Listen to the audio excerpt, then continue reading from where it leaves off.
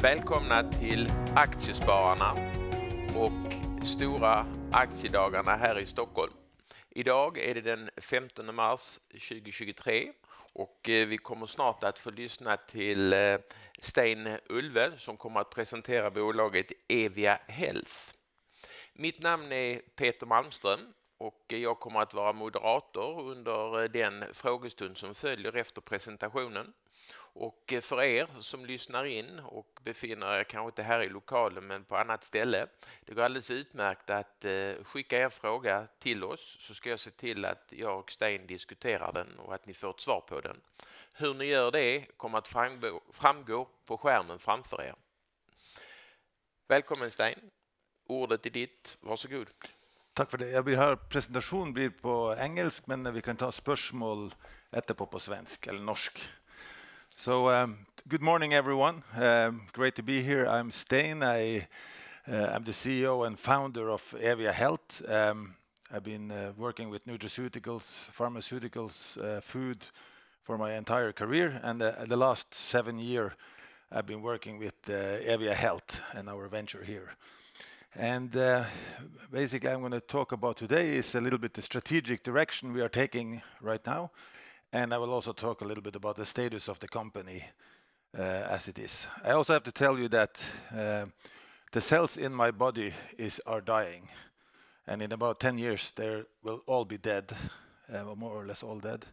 And the same goes for you, actually. We have roughly 30 trillion cells in our bodies, over 200 different types. And they renew each other, they renew themselves within 7 to 10 years. So basically, there's constantly a cell death in your body. And what we know now is that capturing the dead cell or the dying cells and circulating this material to other uses, back to use in the body, or actually discharging it from the body, is a very, very important function. In fact, also healthy cells are producing waste material, which needs to be discharged or reused. And this process is called autophagy. But in short, you could say that cell death is a vital biological process. And a healthy cells means healthy body. So this autophagy process got a very good recognition, high recognition, when Professor Yoshinori Oshumi got the Nobel Prize in Medicine here in Stockholm in 2016. And he basically, and his research showed that the autophagy process is critical to human health. So auto means self and phagos means eat or consume. And we know now that dysfunctional cell autophagy leads to waste accumulation. Proteins, precipitates, and different type of stuff starts accumulating in the body. We are focusing, on, well, let me just quickly mention that, there are many things also leading to dysfunction of this process of recirculating cell material. And autophagy process is also declining with age. So it's an age-related phenomena that the autophagy process slows down around 50 years old. Eevia Health has been focusing on one particularly health problem, which is age-related macular degeneration. It is a degenerative eye condition, which eventually leads to blindness. It's an enormous problem. 36 million people just in Europe, 200 million worldwide. At least another 200 million haven't been diagnosed. Enormous social cost. We have a product in our pipeline.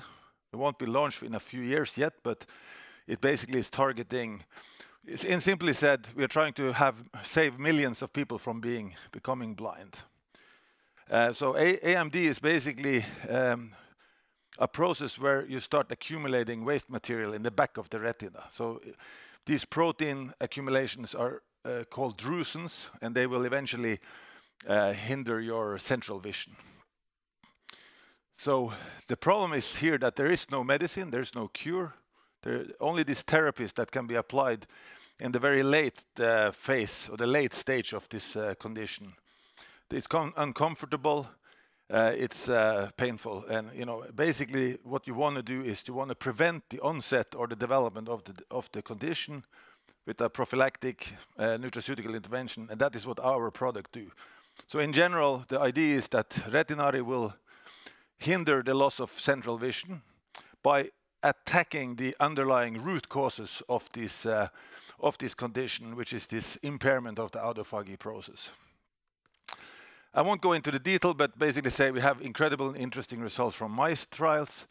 One of the results is that, for instance, the retinal thickness restores itself in mice that is programmed to develop AMD. And it's an enormous market, of course, huge market opportunity. Even a small market share would have an enormous revenue potential. So this was a little bit about the strategic focus we have on cellular recycling. I'll talk a little bit more now about the company as today, because today we are selling other products, and what we do in general is still we are targeting health challenges with this type of bioactive extracts that we do get from Arctic plant material. Most of that sourced from Sweden or Finland. What we do is that everything we produce is organically certified, most of it is wild harvested, and mostly we are doing products from berries. We are extremely focused on sustainability and being environmentally responsible. And we have a small manufacturing facility, a green chemistry state-of-the-art facility in mid-Finland, about the level of Umeå, near Vasa in Finland. Turnover last year was 5.9 million.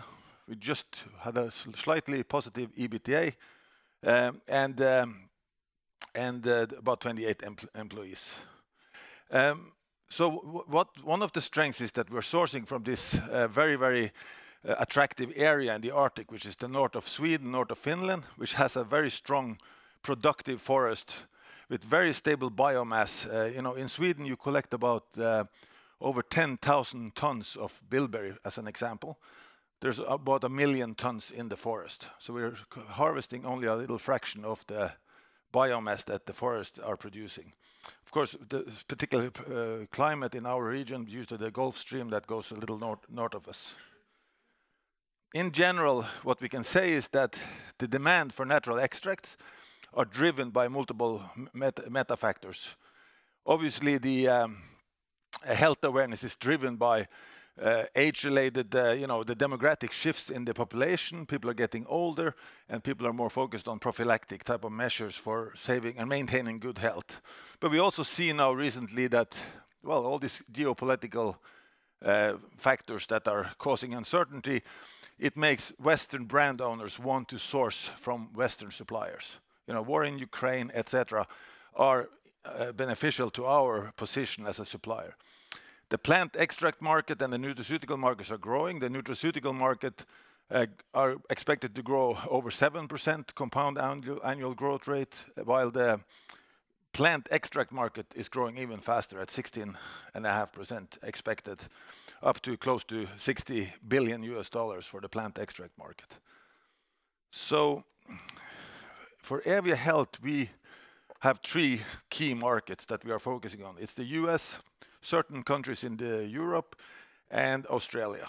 And we have carefully selected distributors that have a very, very pervasive or deep market access to all the key brand holders. It should be said, Eevia is a pure B2B player, and we sell ingredients, so we're upstream in the value chain. We don't make consumer-ready products. And Asia will probably be the next target. We are now looking into actually hoping to open sales in Japan this year.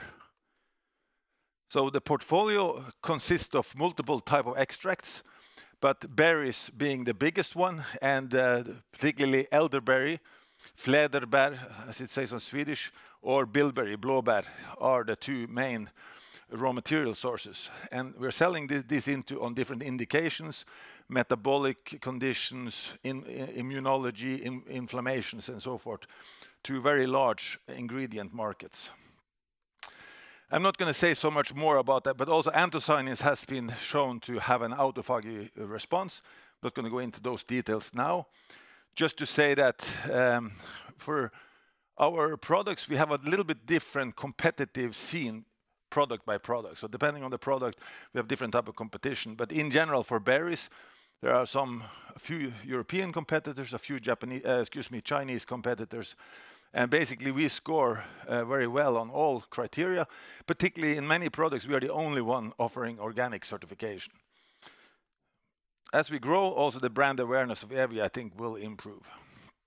So we are basically quite a unique supplier, only one in the Nordic countries that can offer these organically certified ingredients. And we are manufacturing very close to the harvest areas, which gives us a very kind of unique position in terms of authenticity, traceability, and so forth of the raw materials. And it's a phenomenon that the further north you go, the more potent the berries are and the raw materials are. Basically, they produce what's called secondary metabolites, which is the defense mechanisms of the plant.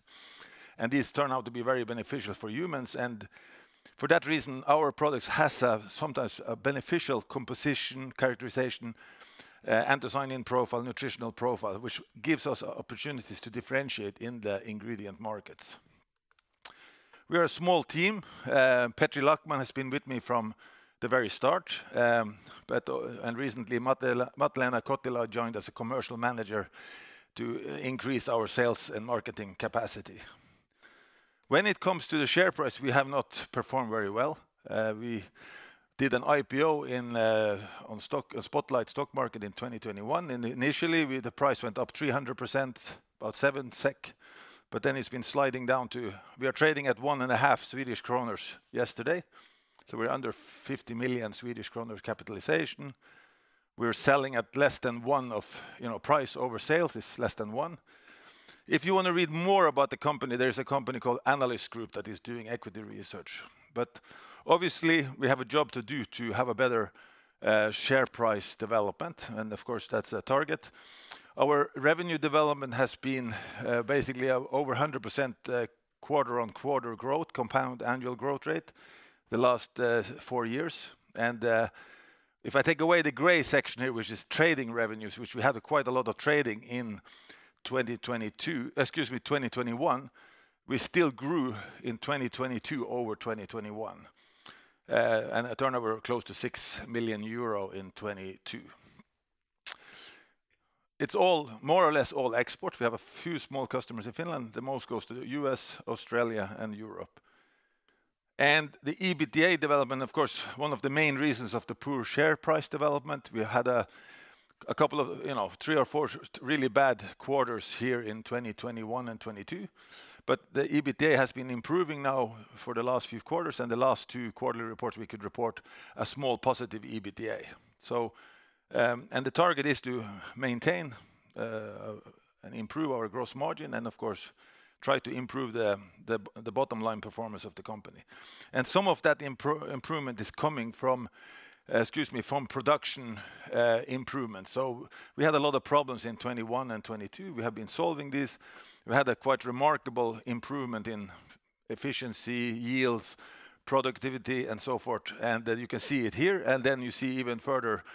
End of last year and beginning of this year, we had another incredible improvement in production performance. So that's extremely helpful in terms of cost per kilo produced and so forth. Makes us also very cost competitive. So I think in summary, Eevia is basically a very unique opportunity, and with this organically high quality extracts from the Arctic, we can stand out. We can make a quite distinct brand in the global nutraceutical market, which is very large. We have a very strong supply chain, which is more and more important these days. And basically, we have different options for value drivers of the company. And maybe most importantly, we have an enormous growth potential in key indications such as cellular health. So yeah, that's roughly what I was planning to say, and thank you for your attention. Vi kan ta spørsmål på svensk. Det går helt fint. Tack så mycket, Stein. Tack så mycket. Intressant, spännande. Min första fråga är, finns det några konkurrenter egentligen till er? Du var inne lite grann på det när du presenterade, men kan du utveckla det hur ni skiljer er lite grann från era medtävlare i marknaden? Da kan vi får egentlig snakke produkt for produkt, men for berry extract, altså for eksempel, la oss si flederbær extract, så har vi en annen teknologi enn våre konkurrenter. Så de bruker en teknologi som kalles for ceramic filtration, som på en måte filtreres på størrelsen på molekylet, mens vi har en annen purification-teknologi som gjør at vi får en helt annen profil på produktet. Vi har for eksempel i elderberry extract så har vi 7% pro-anthocyanidins, mens konkurrenten har 0. Så ja, vi kan differensiere produktet på produktkvalitet, og etter hvert også på effekt i mennesket. Okej. Ja. Ja. Okej. Ni är ju en business-to-business-aktör först och främst. Ni har inga egna varumärken. Vi har varumärken, alltså trade names. Trade names, ja. Phenomyrtilus, elderberry, Phenosambucus. Men alltså vi är ju inte en consumer trade. Nej. Ja. Men de business-to-business-relationer ni har, hur långa kontrakt ingår man med dem? Är det över en säsong eller är det över en 5-7 årsperiod? Därför att de måste ju också förlita sig på att de har en kvalitet i sin produkt som de går till marknad med. Det är en av de fina ting med vår industri att customers det är inte transient. Alltså när du ingår en relation så är det gärna en väldigt lång relation. Selv om det inte är kontraktsfäste så kan den vara väldigt länge, men vi har typiskt kontrakter på 3 år, kanske 5 år, men det är väldigt lite på en måte spot sales. Ja. Okej. Spårbarhet, jag antar att det är en viktig del av er business att kunna veta var ni har fått produkterna ifrån och så att ni kan verkligen stå för dem. Vet ni exempelvis var bären är plockade och när de är plockade och kanske till och med av vem de är plockade? Ja, bortemot ja. Vi har kan du berätta lite? Nej, vi har direkt access till collecting organization som i Sverige och i Finland. Som vi samarbetar väldigt tätt med både på analyse och också på spårbarhet. Så vi vet nøyaktig hvor bärene kommer fra. Alltså vi har kanske inte direkt tillgång till namn på plocker, men det kan spores upp. Men det är perfekt spårbarhet och det är en av våra sales points, so to speak. Som gör er lite annorlunda jämfört med era konkurrenter? Ja. Okej. Ni hade ju en imponerande tillväxt. Du var inne på det här i slutet av din presentation. Inte minst i sista Q4 förra året. Frågan man ställer sig, är den uthållig och kan man förvänta sig fortsatt sådana fina tillväxtsiffror? Du var inne lite grann på att det kanske var så. Det bestod både av tillväxt och också av trading. Trading kan man kanske bortse från, men den underliggande tillväxten, är det någonting som man kan förvänta sig att den fortsätter på samma fina sätt? Ja, alltså du kan säga det kan selvfølgelig vara bumps and också i växtraten, men generellt sett är vi fortsatt en väldigt liten aktör. Alltså för att på något bli en sustainable och reliable supplier så må vi upp på 50 miljoner euro eller något sånt. Så du kan säga att vi må växa för att problemet vårt så långt har ju faktiskt varit att produktion har begränsat växten helt fram till nu. Så att vi kunde antagligen ha ett mycket raskare växt hade vi haft produktionskapacitet. Så du kan säga att vi i 2021 och 2022 så var vi sålt ut. Vi hade inte chans att producera mer.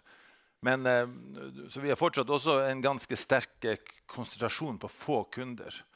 Så vi är rätt och tvungen till att växa för att vi må kunna fördela, vi må kunna ha en bredare kundeportfölj och kunna serva. Det är ganska stor, alltså en kunde kan gärna köpa, för vi har snackat nu med en japansk kunde, vi snackar om 5-10 miljoner euro. Så du kan säga att det är ganska stora kontrakter som, och de vill inte vara 70% av din omsättning.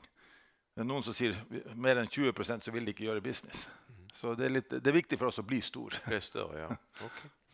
Du, vilka finansiella mål har ni här inom gruppen framåt? Här?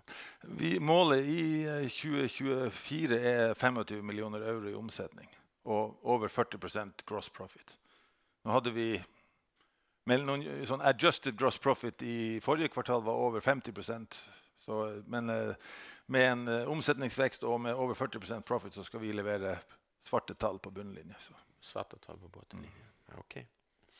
Det ekonomiska läget som nu råder runt om i världen, gör det att folks intresse för kost och välbefinnande går upp eller ner, eller det påverkas inte överhuvudtaget? Ni märker ingen skillnad, eller är sämre tider bra för er och bättre tider sämre för er? Eller finns det någon sån där måttstock som man kan ha i åtanke när man följer er? Ja, det är ett väldigt gott spörsmål.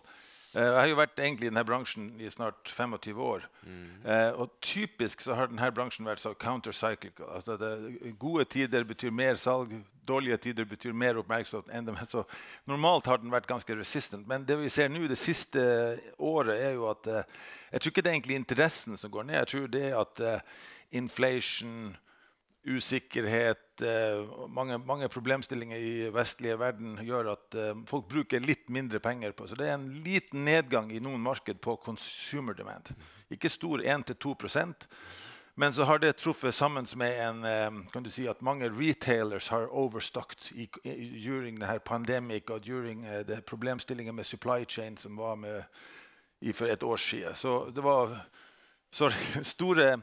stora aktörer som Amazon, Target, Walmart och så vidare som hade ganska stora varulager. Slik att det har varit en lite större reduktion av på efterspörsel från brand owners.